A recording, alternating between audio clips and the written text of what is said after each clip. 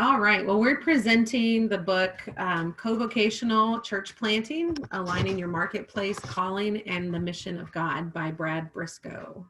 So we've divided this up into different sections, and so we'll take turns going through those. The first section is rethinking. And so a lot of, well, basically the whole premise of the book is to get us to rethink what bivocational and covocational ministry is. A few quotes that I pulled out that I really liked. Today, a new breed of leader and subsequently a new form of church is emerging that may be the last hope for the future of the church in North America. And that was said by Hugh Halter. He also said, this type of leader rejects the idea of bivocational funding means at both church leadership and a marketplace vocation. They instead believe they can, and in most ministry contexts must have more than one vocation to both sustain their livelihood and model a form of church that activates all people to God. So covocational ministry is not about specifically having two or more jobs. It's about blending our calling and supporting our families and our calling to live the life that God has called us to as a mission. And so that's really the idea behind covocational ministry. There are three big advantages to this type of ministry. The first is missional engagement. So if you have a marketplace job and not relying on the church to sustain you financially, you get firsthand access to a mission field. So the people that you work with are people that you can relate to and talk to and continue to disciple as you're at work and build those relationships and even outside of work. It also builds credibility with those who you might work with, whether they're inside or outside of the church. The second way is financial stability. This financial stability, number one, is for the church planter. So the church planter's funds don't come from the church, but instead from the marketplace. That also helps the new church because that makes it more financially stronger from the beginning, because it's not having to sustain staff members' salaries right off the bat. It also goes to new church finances. The finances can go to the actual mission of the church rather than just going to salaries and that kind of thing. And then last, denominations, a lot of them will have money set aside to do church planting, but there's never going to be enough money to plant the churches that really are needed. And so those are all the financial reasons that covocational ministry is actually very important. And then last, shared leadership. So when you have covocational and bivocational ministry, it becomes very, very important that other leaders step up and take part in the things that a lot of churches find their pastors doing. We've all probably heard that, well, that's the pastor's job, and then the pastor thinks, wow, I didn't know that shoveling snow all fell on me, So the shared leadership within the church starts right from the beginning, rather than being something that has to be taken back and reformed. When we rethink church, we need to rethink church and mission. So we have to change behavior. Now, changing behavior can be done in one of two ways. It can be manipulated or it can be motivated. So if you do things through manipulation, which people do all the time, the problem is it's usually done through fear or peer pressure, and it never lasts. And so you might get some change, but it's not going to be the type of change that you actually want, and it's not going to be sustainable. So that leads us to the second way, and that is motivation. So motivation brings about what we call inspired change. And so That means that people understand why you're doing what you're doing, and then they come alongside with you because they want to, rather than because they think they have to. Um, Motivating means that you have to deal with big issues. So there's going to be things that come up within a church that you have to look at. And a lot of times that is going to be attitudes. One of the quotes that I wrote down was, we must change our attitude from, we've never done that. We've all heard that. We've never done it that way before, to whatever it takes. So churches need to realize that they are perfectly designed to achieve what they're currently achieving. That was something that I got out of it. We're designed right now to achieve what we're achieving. And so if we're going to we need to bring about change so that what we want to accomplish and what we feel called to accomplish can happen. Because what we're doing now only will achieve what we are getting right now. So when we ask ourselves that question, what do we need to do and what do we want to accomplish? And then we need to realize there are changes that must come in order for us to accomplish those new things. We need a new vision of reality. And that means that we have to change our behavior as it relates to understanding the church mission and the church in context. So God is the one sending us. Okay, we're sent by God. The church is sent by God. We're not going somewhere because the church told us to go. We're going there because God told us to go. Our mission is not about programs and activities, but it's about seeing itself as an agent of the church, seeing itself as an agent of God on a mission to reach the world. We need to listen to what God is doing and how we fit into that picture. And we do that by 3 different ways that Briscoe laid out. And one is discovering. We want to discover how God is working and what God is doing. So that starts by listening to the Spirit. And we need to listen then to the local community. And then we need to listen to each other. Second, we need to be discerning. So we need to be discerning about where and how we need to participate in God's mission. That sometimes can be difficult, but we need to be able to do that. And then last, we need to debrief. So we need to ask God to affirm our involvement and ask for clarification if that's what we need.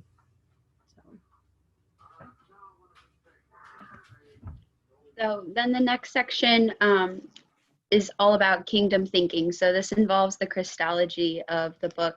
So one of the first chapters, chapter 3 in this section, talks about recalibrating Jesus. So here, Brad Briscoe talks about having a robust Christology, about the focus, the importance of the focus of the incarnation of Jesus and what it looks like to truly have incarnational ministry. He brings up the difference between advocating versus becoming an adversary, when it comes to holding a posture in light of this incarnate mission that we are serving God in. And so some of the ways that this is played out, he uses the words radical relationships, taking a look at the teachings of Jesus, how to extend grace and cross boundaries in the way that Jesus did. I mean, he was our guide and our example. And so then this moves us towards what we are all familiar with, call of gospel-centered ministry. But what I loved about what Brad wrote here is he separated into 3 different ways that we can see the use of the word gospel. So gospel, the first way is gospel can be attributed to the 4 gospels in the Bible. So Matthew, Mark, Luke, and John and their testaments and encounters walking with Jesus. The second use of gospel is the kingdom of heaven, referring to just the kingdom itself and just the theme of kingdom ministry, I guess. And then the third and final was understanding Jesus. So gospel as The kingdom of God is what the world looks like when King Jesus gets his way, is what Brad Briscoe wrote on page 58. And I loved that. So moving on from the gospel of the kingdom, then he moves to kingdom agenda. So kingdom agenda, he really breaks this once again down into 3 different sections. So the church as a sign of the kingdom, a sign that points us to something that has not yet come in full, but that we get a little bit of. This moves us to the church as foretaste of the kingdom. So the church is supposed to inspire us to live countercultural lives. On page 68, he writes, "It is a call to be the people of blessing, to live lives of generosity and grace, service and hospitality, to be beautiful examples of reconciliation, joy, and contentment in a culture full of division, negativity, and anxiety." Ooh. So then the third one is then the church as an instrument of the kingdom. So oftentimes when we talk about the church and God being active, we talk about him being primarily active within the church, when truly the focus is that God is active primarily in the world, and the church is just an instrument in which God uses to then participate in being sent in to the world and to bring the kingdom mission to life here on earth now. And this is both done in word and deed. So the next chapter in this section then kind of focuses on Jesus's spirituality, how we have this need to go through almost like a treatment of the Holy Spirit, where before we can be sent, before we can go, we first need to experience this period of waiting, where we're then renewed and shaped and filled by the Holy Spirit in our lives. So this focuses, or relates, I guess would be a better word, to the act of breathing in and breathing out. So Brad really emphasizes and like compares the act of breathing in is when we let the Holy Spirit enter our lives. We spend time with our Father in order to be filled up, so then we can be sent out. And then breathing out is then the action of being, what's the word? Like actually listening and being attentive to what Jesus is calling us to do in our words and deeds, to live a life that is just as compelling as Jesus's life, with the holiness in which he just sends out and lavishes us with grace and love in a place to call home and to connect with him and with one another. So that's that second section there. Okay, the third section is about missional engagement. And so how we go out and engage, but from a missional standpoint. And so we have to adapt the communication, he says, of the gospel to the forms of expression of the culture, which we've heard before in this class. And so he breaks that down into several sections. So the first one is place. We have to exegete our context. We have to know who it is that we're serving. And so that is broken down into first social structures. And so we need to look at those social structures. How are relationships formed in your community that you're serving? What do those places look like? So then you need to ask yourself, what do you see? What diversity exists? What groups are connected, or what groups are isolated as well? Who is influential, whether that's people or organizations or businesses? And then, what open or resistant, what openness or resistance exists to outsiders? Because a lot of the times, at least the pastor coming in is going to be from outside. And so you have to kind of know all those things. We need to be able to have conversations, talk to people, and then go back and look at what we're hearing. And then, of course, then you have to implement a plan. The second part is economic, We need to be able to look at the economy within the community that you're serving. And again, then we need to observe, we need to have those conversations, and then we implement. Physical, we need to gain a deeper understanding of the physical layout of the community. So a lot of times, just looking at, you need to look at the whole of the community and see how it's broken down. And so again, observe, have conversation, implement. And then the last part of social structures is spiritual. So what spiritual social structures are already in place, and what's the spiritual climate of the community in which you're going to be reaching. Next, you want to look at prayer.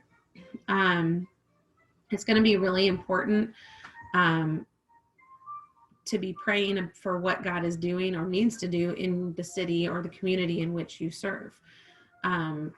One of the suggestions that he had was to create a prayer focus. So like take each day of the week and have a specific thing that you would pray for your community specifically. And so again, that's a big part of why it's important to understand and to have exegeted your community. So you need to know the in depth of what is going on. And then you need to know where it says persons of peace, people of peace, people who bring peace are in your community. And so it quoted Luke 10, he quoted Luke 10, 1 through 12. When you enter a house, first say, peace to this house. If someone who promotes peace is there, your peace will rest on them. If not, it will return to you. So stay there, eating and drinking whatever they give you, for the worker deserves his wages. Do not move around from house to house. And so the idea that he was conveying as far as persons of peace is that when we start to reach people and we find people who are like-minded in spirit, we don't need to just jump around from person to person to person. We need to stay and have ministry with the people that we are with rather than hopping around. The next part is we need to have a spirit of mission. So it's important for us to understand that the church doesn't just send missionaries, but the church is missionaries. So we don't just send out them, but we are them. So we need to remember that when we think about that, the Spirit transforms us into the image of God.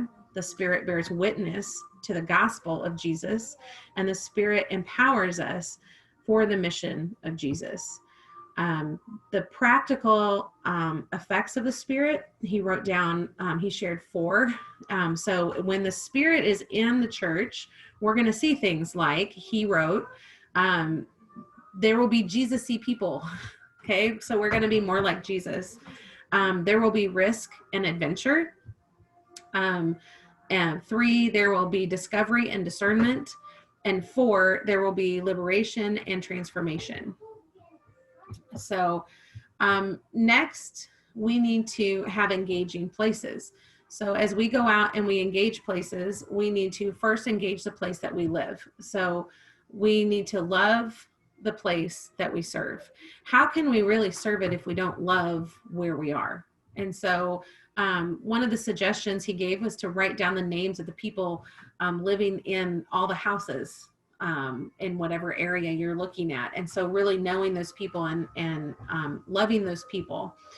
We need to engage the people where we work. And then we also need to engage people on what he calls, Briscoe calls common ground. So places out in the community that you would call neutral territory, kind of a level playing field. And so people, places where people of all walks of life will be found, where you can have conversation that are accommodating, but are also accessible, and a place where there will be regulars. So like, if you're going to go there, you're going to see, some of the people are going to be the same people that you're going to see. And so it makes it easier to build relationships when you see those people on a regular basis. And the next part of that is that there's power, the power of biblical hospitality. And so we need to rethink the way we think of hospitality, because a lot of times, in the American society, when we think of hospitality, he talks about how we focus so much on getting ready for the visitors rather than the guests themselves. And so it's all about making sure our house is clean and does everything look nice, and then focusing on all the busy stuff, and getting all that right rather than the people themselves. And so biblical hospitality is about focusing on the guest and not ourselves or the place that we're hosting. We need to welcome strangers, believers or non-believers, attractive, not attractive, admirable, disreputable, I can't talk, upstanding citizens, but even the vile, because we're called to love like Christ loved. We're called to love the foreigner. And he wrote out that one of the things he talked about was reaching out to those who aren't able to reciprocate. And maybe they are able, but don't reciprocate. But that's not the point. We should be able to include others, because we should have radical inclusion. So just like we talk about Jesus loving radically and God loving radically, we need to be radically inclusive in who we include. Missional discipleship. It's important when we look at discipleship to understand it from a missional standpoint. The church has tended to reduce discipleship to activities within the church, Sunday school and things like that. That's what we've kind of done. Briscoe talks about that we need to talk about evangelism not as something separate, but that's something that's inclusive in discipleship. So evangelism is part of discipleship. It is not its own entity. It is part of. So it's both and. Discipleship is something that takes a kingdom perspective. It's made up of pre-conversion and post-conversion discipleship. We don't wait to disciple our children, do we, till they already believe. So has to be pre-conversion and post-conversion if we're going to look at discipleship in this way. This means that evangelism, again, is part of rather than a separate entity. So one way to look at that, church, if we're looking at rethinking discipleship, one thing that we need to look at, one framework we need to look at is it has two different forms. One is called a bonded set, Briscoe says, and that's you could think about a fence if you're thinking of a bonded set. So it's a relational system where there's clearly defined boundaries, but there's no complete agreement on a set of ideas. So there's nothing in the center, but there's fences all around the outside. So there's hurdles you have to get in, but not necessarily anything in the center. And then there's a center set, and he says to think of a well when you think of this, and it's open. And so there's clear ideas and vision in the middle and in the center, but there's no boundaries or hurdles that people have to get over in order to get to the center, or a well. So then we need to ask ourselves, how do we see the church? Are we open with clear vision and ideas at the center, or do we have all these boundaries that people have to get over in order to get to the center vision that we have? The second system that we can look at when we look at discipleship is input and output. So input is faithfulness and output is fruitfulness. So the input are activities or habits that we adopt to reach the change that we want to see in the future. For instance, he referenced losing weight. So if we want to lose weight, then we need to eat differently. So eating differently is the faithfulness. Losing weight would be the fruitfulness. The output is the outcome that we want to see happen. So a ministry example would be faithfulness to believers, input, leads to fruitfulness and becoming more like Jesus, output. The last two sections of that were incarnational evangelism. What it is not, incarnational evangelism is not a place that we go and we tell one person in one conversation everything they need to know about the gospel. And unfortunately, a lot of Christians feel this way because most of them have put themselves, because of the way we think of evangelism, have put themselves in this place where they think they have to evangelize strangers. And so they probably will only see them one time. So if it's kind of like a one-shot thing. So I only have one chance to tell them everything they need to know, and they need to accept Jesus right now before I leave. And that's not what incarnational evangelism is about. So what it is, incarnational evangelism is about introducing people to the gospel over time. It's discipleship and evangelism that should be done over time, and it usually takes place with people like friends, family, neighbors. It's relational, which Ashley talked about earlier, the relationships that we need to have. And so it's all about having relationships with people and building relationships with people while we evangelize them. So we're sharing with them, evangelizing and / discipleship. It's the same thing. It's part of the same process. It's also important, especially if you're have grown up in the church, you've been around church a long time, to understand the difference between an evangelist and evangelism. An evangelist is someone who's called to be an evangelist. So they're going to go and they are going to, they're going to share, but we need to be evangelistic. So not every person is going to be an evangelist, but we are all called to be evangelistic. So as we build relationships, we're called to share the gospel. But it doesn't mean that we're called to travel from church to church to church or place to place to place and share professionally the message of Christ and the gospel. And then I guess the last section of this is incarnational. What incarnational evangelism is? It's living in close proximity to others, because we can't do that from a distance. So we live in close proximity to them, and therefore because we live in close proximity, we can love on them. We can't love and serve people from a distance. So because we're living close to them, then we develop reputation. So if we live close to people, we develop a reputation. Now, hopefully that's a good reputation and not a bad reputation. And if you are living the way Jesus wants you to, then we develop a good relationship or reputation with those. They know that that's who we are and how we live. And because we do that, then we can have meaningful conversations. So when we can have in-depth, meaningful conversations, then with time, we can actually confront sin. When we can confront sin, that leads to transformation. And so it's just kind of a process that goes from there. And that segues great into the next section, which is all about biblical community.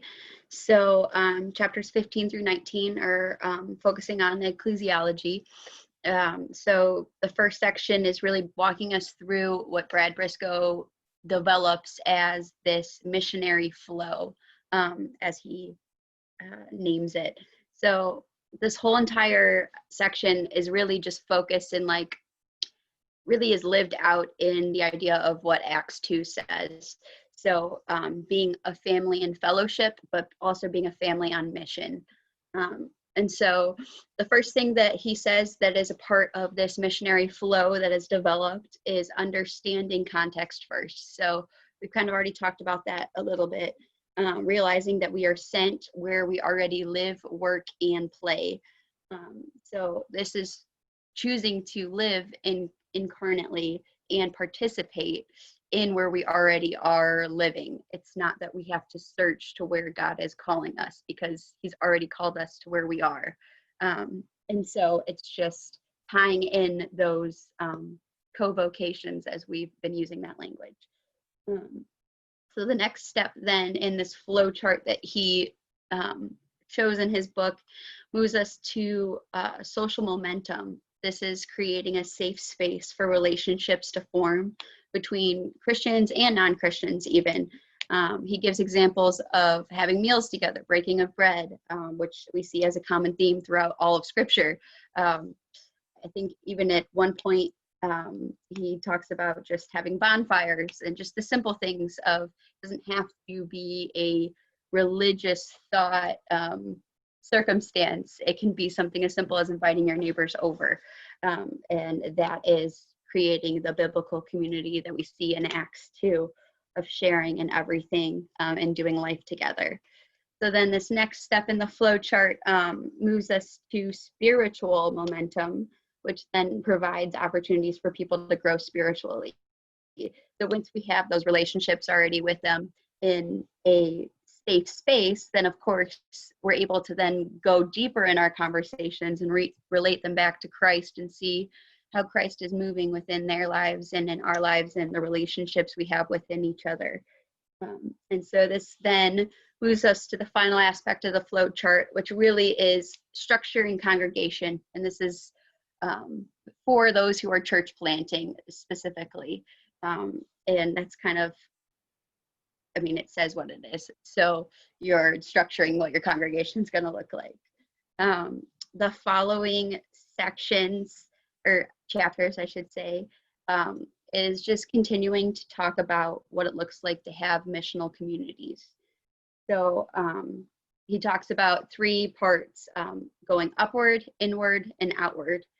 So going up is communion, time focused on the Father, Son, and the Holy Spirit.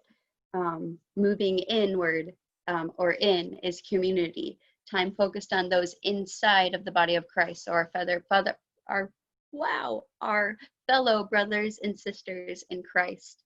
And then finally moving outward or out is our commission, the time focused on those who are outside of the body. So those unbelievers or those people who have just never heard of Christ, or maybe have heard of him but aren't really involved in the body of Christ yet. So that's our moving outward on mission. So then this final kind of aspect that he talks about in biblical community is APEST, which we've kind of hit on, talking about the apostle, prophet, evangelist, shepherd, and teacher. So if you take a look at Ephesians 4, we see all of these gifts described in the scripture. And so Brad is just here pointing out the importance of having all of these aspects within our biblical community. The body does not run without, part of either the eyes or the feet or the hands. And so it's the same thing when it comes to these 5 gifts. He also talks about getting rid of the clergy laity divide, which I loved. And we heard him in class in a previous week talk about that in an interview with Dr. Stark, and just the importance of basically deprofessionalizing ministry in a sense, because it's not, as Melody pointed out earlier, like we often hear, oh, it's the pastor's job. Well, no, it's not. It's the people of God's job. And so sometimes when we can deprofessionally that ministry and get rid of that divide, it helps us to see how to live out the mission of God more tangibly. So moving on, there's a lot in this section. So he talks about movement as mindset, 4 aspects. Specifically, the first is God's mission is central. So the Missio Dei, the mission of God. The second is all of God's people are activated. So we've talked about the sainthood of all believers. So that's kind of where that comes in right here. The third is the importance of adaptive leadership and adaptive structures. That we're in a time of transition, and I'm not even just talking about COVID right now. And so just the importance of being able to seek out leadership who is able to adapt to the new things and the new changes and the new direction the church must go to, being willing to take those risks and move forward with the vision of the church. And then the fourth and final, of course, was again going back to the APEST model of apostle, prophet, evangelist, what's the S? That's terrible. Shepherd and teacher. I apologize. And he puts a real strong emphasis on A for this, just because of the fact that this is the person that kind of heads the movement because of their call to be sent and to send. And this is kind of where you see a real importance for what Brad calls the movement heroes. So we've talked a lot about storytelling in this course, and that's kind of where you see these people whose stories you're sharing, who are just motivated and enthusiastic about the cause. And so therefore, they can kind of put value and show value through the actions of what your church is focusing on and what stories they're telling of those heroes in your movement.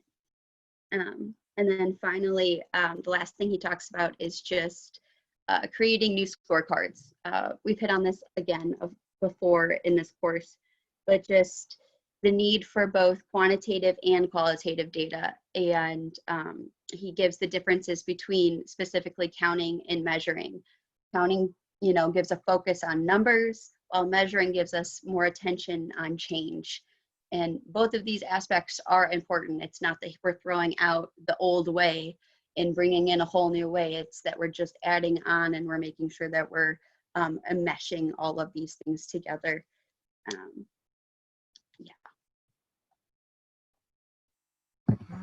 Okay, the last section in the book is about sustainable life. And so one of the big things that he talks about is rethinking your aptitude, your ability to do bivocational or covocational church planting. And so he gave a few different, 5 different things that you need to look at when you're thinking about, is this something that I should do? So the first is your personal knack. So can you manage yourself, basically, is what he's asking. And can you take personal ownership, or can you motivate yourself? Are you disciplined? Can you take care of your health? Are you going to be able to be optimistic? Your fortitude, your work ethic, your ability to multitask, your discipline to plan, and then things like scheduling your time. The second one is your family's knack.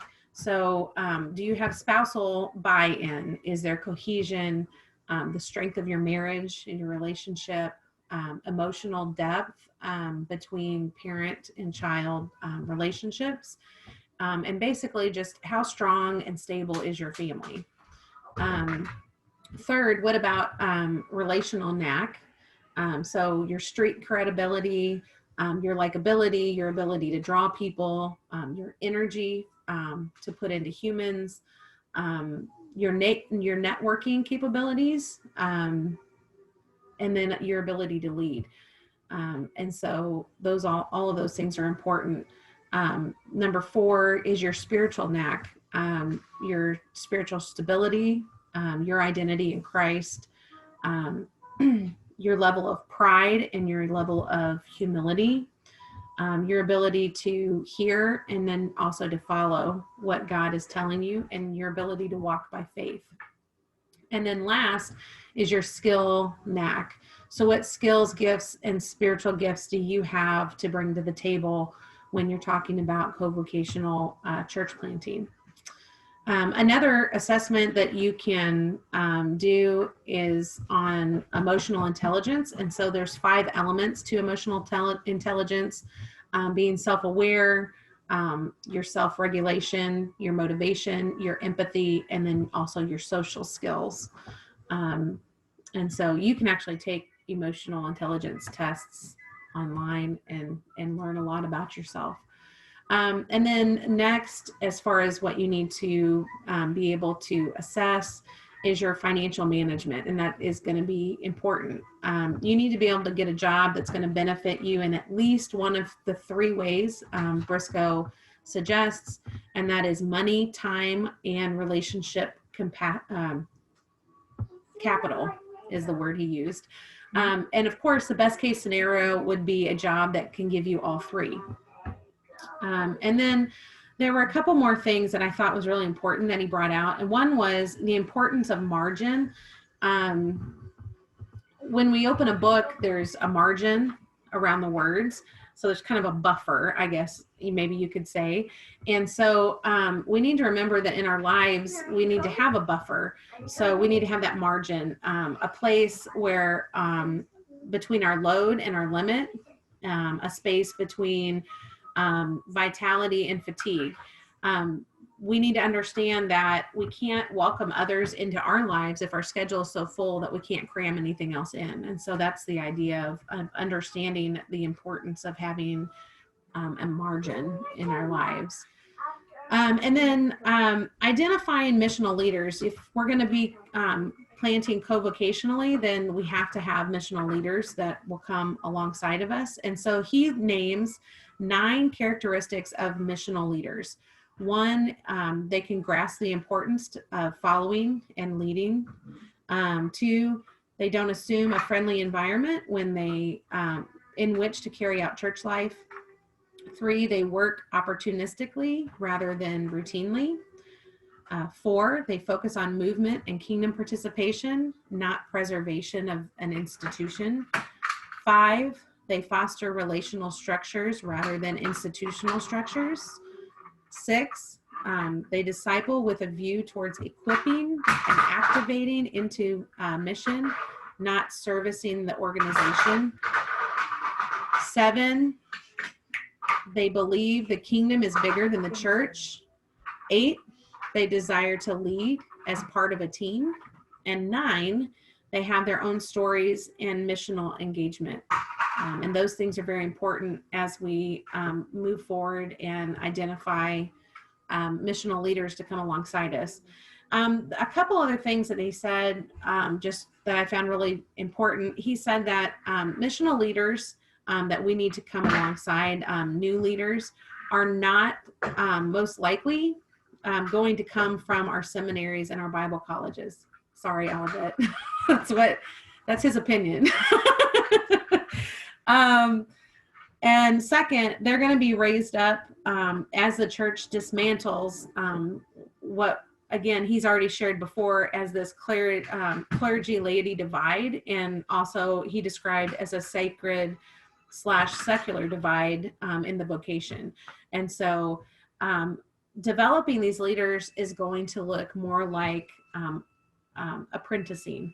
And so as people come up and as we disciple them, then they will be identified and funneled then into missional leadership.